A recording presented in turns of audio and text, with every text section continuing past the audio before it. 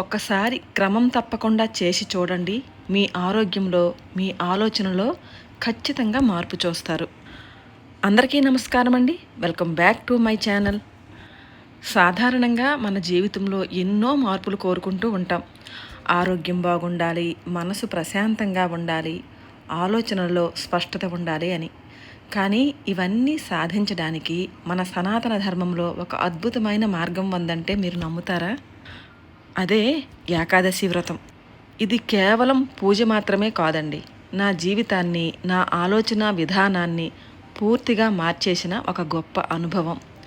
ఈరోజు ఈ వీడియోలో నా సొంత అనుభవంతో ఏకాదశి ఉపవాసం వల్ల నాకు కలిగిన మార్పులు ఏంటో మీతో పంచుకోబోతున్నాను. తరువాత మన జీవితం హ్యాపీగా, ప్రశాంతంగా సాగడానికి, మన ఇంట్లో లక్ష్మీదేవి ఎప్పుడు ఉండడానికి మన పెద్దలు చెప్పిన అద్భుతమైన సత్యం కూడా ఒకటి చెప్పబోతున్నాను.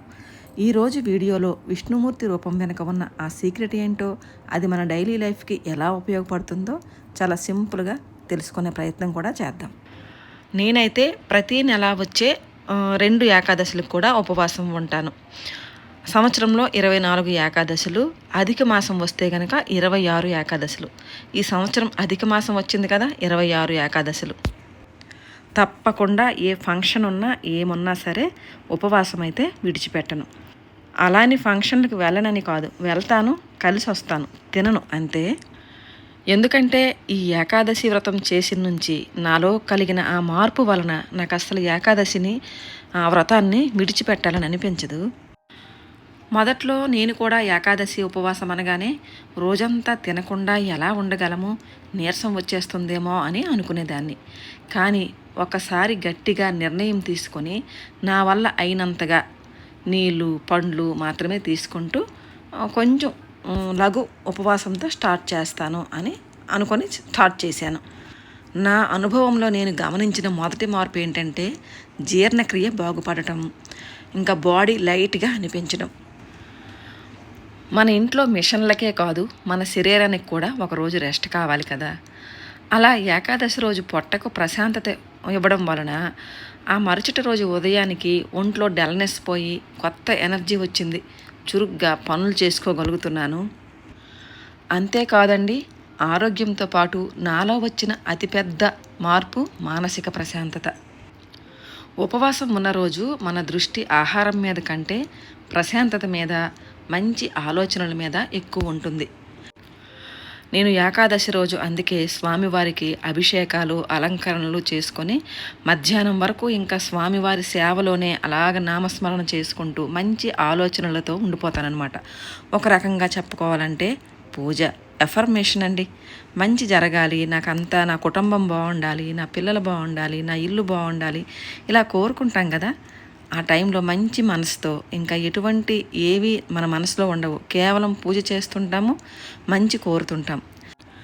ఇంకా పూజలో కైంకర్యాల్లో బిజీగా ఉండటం వలన మధ్యాహ్నం వరకు నాకు అసలు ఇంకా ఫుడ్ మీద అసలు ధ్యాసే ఉండదు. అలా ఉపవాసంతో ఆకలిని నియంత్రించుకోవడం అలవాటైన తర్వాత నా జీవితంలో చిన్న చిన్న విషయాలకు కోపం రావడము, స్ట్రెస్కి గురి కావడం తగ్గిపోయాయి. ఒక రకమైన స్వయం క్రమశిక్షణ, సెల్ఫ్ డిసిప్లిన్ అంటాం కదా, అది అలవాటైందనమాట. రోజువారీ పనుల్లో కానీ, ఇంట్లో పనులు సక్రమంగా ప్లాన్ చేసుకోవడంలో కానీ ఒక క్లారిటీ వచ్చింది. తర్వాత ఇంకో విషయం పెద్దలు చెప్తుంటారు కదా, ప్రతి ఏకాదశికి నిష్ఠగా ఉపవాసం ఉంటే ఇక ఏ ప్రత్యేకమైన పూజలకు కూడా ఉపవాసాలు ఉండాల్సిన అవసరం లేదు అని. అది ఎంత నిజమో నాకు అనుభవంలో తెలిసింది.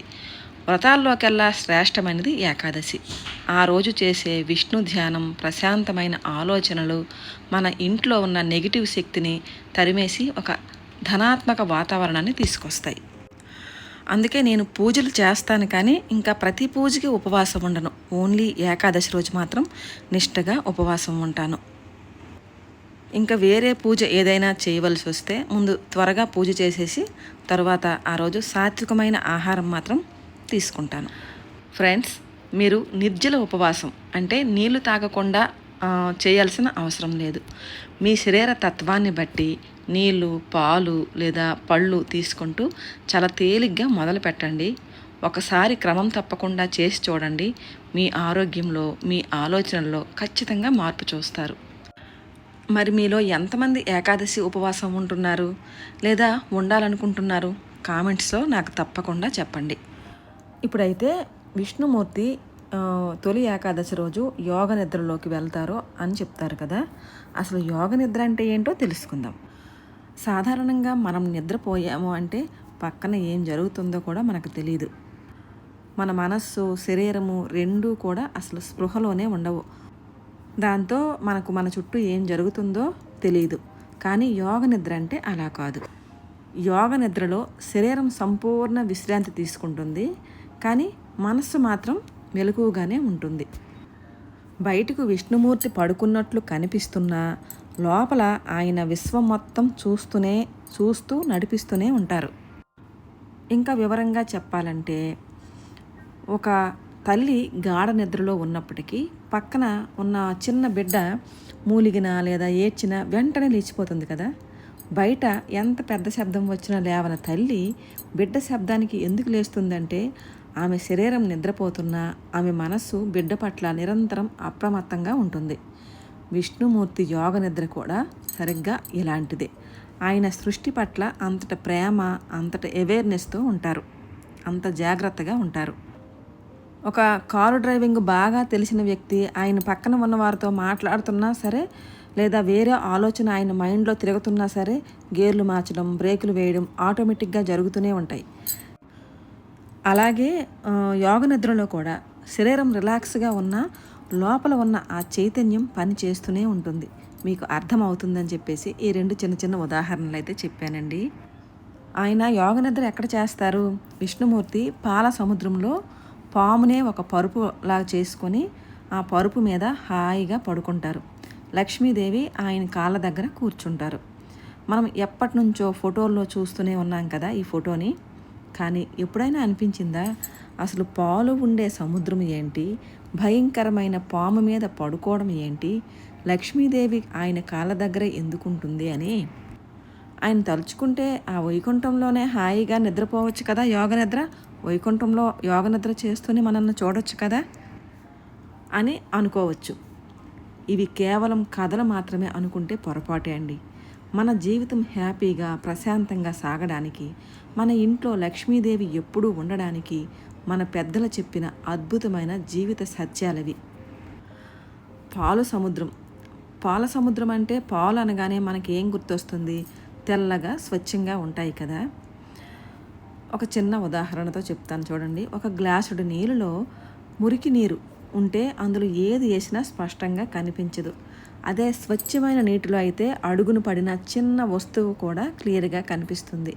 మన మనస్సు కూడా అంతే. రోజువారీ టెన్షన్లు, కోపాలు, రేపటి గురించిన భయాలతో మన మైండ్ గందరగోళంగా ఉన్నప్పుడు మనం ఏ పని చేసినా సరిగ్గా చేయలేం, తప్పుడు నిర్ణయాలే తీసుకుంటాం. అందుకే పురాణాల్లో పాల సముద్రం అని చెప్పారు. అంటే మన మనస్సును పాలులా తెల్లగా ప్రశాంతంగా ఉంచుకోవాలి. మైండ్ ప్రశాంతంగా ఉంటేనే ఇంట్లోనైనా పనిచేసే చోటైనా సరైన ఆలోచనలు పుడతాయి. ప్రశాంతమైన మనస్సే మన విజయానికి అసలైన పునాది. ఇక రెండోది ఆదిశేషువుడు. 1000 పడగలు ఉన్న పెద్ద పాము మీద విష్ణుమూర్తి పడుకొని ఉంటాడు. సాధారణంగా మన ఇంట్లో చిన్న పాము కనిపిస్తేనే భయంతో పరుగులు తీస్తాం కదా. మరి అంత పెద్ద పాము మీద ఆయన ఎలా పడుకుంటాడు? ఇక్కడ పాము అంటే వేరేంటో కాదండి, మన జీవితంలో ఎదురయ్యే సమస్యలు, భయాలు, స్ట్రెస్. విష్ణుమూర్తి ఆ భయంకరమైన పామును తన పరుపుగా మార్చుకున్నాడు అంటే సమస్యలు, కష్టాలు అనే పాములు మన చుట్టూ ఉన్నా మనం వాటిని అదుపులో ఉంచుకోవాలి. కానీ వాటిని చూసి భయపడి జీవితాన్ని పాడు చేసుకోకూడదు. కష్టం వచ్చిందని భయపడిపోకుండా ధైర్యంగా దాన్ని ఎదుర్కొంటే ఆ సమస్యే మనకు ఒక పరుపులా మారుతుందని చెప్పే ఉద్దేశమేనండి ఇక్కడ. ఇక మూడోది యోగ నిద్ర. ఇంతకుముందే చెప్పుకున్నాం కదా. విష్ణుమూర్తి ప్రశాంతంగా కళ్ళు మూసుకొని ఉంటాడు. కానీ అది మనం రాత్రిపూట గాఢంగా పోయే నిద్ర కాదు. ఒకసారి ఆలోచించండి. కింద ఉరకలేసే సముద్రపు అలల శబ్దం, పైన బుసలు కొట్టే 1000 పడగల పాము, ఇన్ని ఉన్నా విష్ణుమూర్తి ముఖంలో మాత్రం కొంచెం కూడా భయం ఉండదు. ప్రశాంతమైన చిరునవ్వు ఉంటుంది. మన జీవితంలో కూడా అంతేనండి. పక్కన మనసును పాడు చేసే పరిస్థితులు ఎన్నో ఉంటాయి. మనల్ని కోపం తెప్పించే మనుషులు ఎంతోమంది ఉంటారు. కానీ బయట ఎంత గోల ఉన్నా, బయట ఎంత తుఫాను ఉన్నా మన లోపల మనం ప్రశాంతంగా ఉండాలి. ప్రతి చిన్న విషయానికి విసుక్కోకుండా ప్రశాంతంగా ఉండటమే ఈ యోగ నిద్ర. ఇప్పుడు అందరికీ వచ్చే పెద్ద సందేహం, లక్ష్మీదేవి ఎప్పుడు విష్ణుమూర్తి కాళ్ళ దగ్గరే ఎందుకు కూర్చుని ఉంటుంది అని. లక్ష్మీదేవి అంటే సంపద, సక్సెస్, డబ్బు. ఈ రోజుల్లో మనం ఏం చేస్తున్నాం? డబ్బు వెనక, విజయం వెనక పరుగులు తీస్తూ ప్రశాంతతను కోల్పోతున్నాం కదా. కానీ విష్ణుమూర్తి ఎప్పుడైనా లక్ష్మీదేవి వెనక పడ్డాడా? లేదు కదా. ఆయన తన మనస్సును ప్రశాంతంగా ఉంచుకున్నాడు. సమస్యలను భయపడకుండా దాటాడు. తన పని తాను చేసుకుంటూ పోయాడు. అందుకే లక్ష్మీదేవి ఆయన దగ్గరకు వచ్చి కూర్చుంది. ఇక్కడే ఒక గొప్ప సీక్రెట్ ఉందండి. మనం డబ్బునో విజయాన్నో పట్టుకోవాలని ఆరాటపడితే అది దూరంగా పారిపోతుంది. కానీ మనం క్రమశిక్షణతో ప్రశాంతంగా మన పని మనం చేసుకుంటూ పోతే ఆ విజయము, ఆ లక్ష్మీదేవి మనల్ని వెతుక్కుంటూ వచ్చి మన ఇంట్లో స్థిరంగా ఉంటుంది. చూసారా, మన పురాణాల్లో చెప్పిన ఈ బొమ్మ వెనక ఎంత గొప్ప నిజం ఉందో. జీవితంలో ఎన్ని టెన్షన్లు ఉన్నా మనస్సును ప్రశాంతంగా ఉంచుకుంటూ భయపడకుండా ముందడుగు వేస్తే సక్సెస్ ఖచ్చితంగా మన సొంతమవుతుంది. ఈ వీడియో మీకు నచ్చిందని అనుకుంటున్నాను. ఒకవేళ మీకు నచ్చితే కనుక తప్పకుండా కామెంట్స్లో చెప్పండి. ఒకవేళ మీకు ఈ వీడియో నచ్చింది, ఉపయోగపడుతుంది అని అనుకుంటే కనుక మీ ఫ్రెండ్స్ అండ్ ఫ్యామిలీకి షేర్ చేయండి. అలాగే మన ఛానల్ని లైక్ చేసి సబ్స్క్రైబ్ చేయడం మర్చిపోకండి. ఆ లక్ష్మీనారాయణుల ఆశీస్సులు మన అందరి మీద ఎల్లవేళలా ఉండాలని మనస్ఫూర్తిగా కోరుకుంటూ ఇంకో మంచి వీడియోతో మళ్ళీ కలుద్దాం. అంతవరకు సెలవండి.